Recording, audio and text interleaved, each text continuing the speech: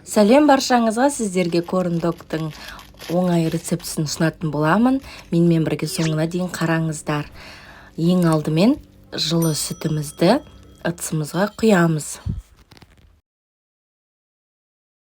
Қант, дрожжымызды салып, жақсылап араластырамыз. Жақсылап араласқаннан кейін бетін жауып 10 минутқа қоя тұрамыз. Дрожжымыз сол кезде ериді. 10 минут өткеннен кейін бетін ашып, бір жұмыртқамызды салып араластырамыз.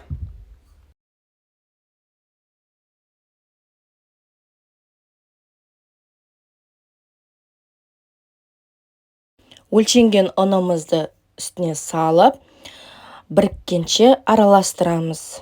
Одан кейін бетін жауып, жылы жерге қоя тұрамыз. Тестіміз көтерілгенше сосискіміз бен сиырымызды шпажкаға түйреп аламыз.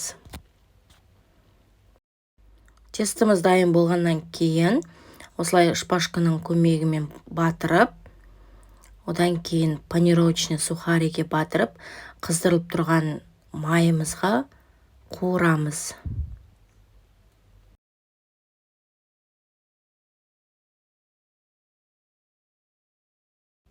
Қызып тұрған табада осылай қуырып, бір-бірлеп немесе осылай 2-3 салып жіберіп қуыруға болады.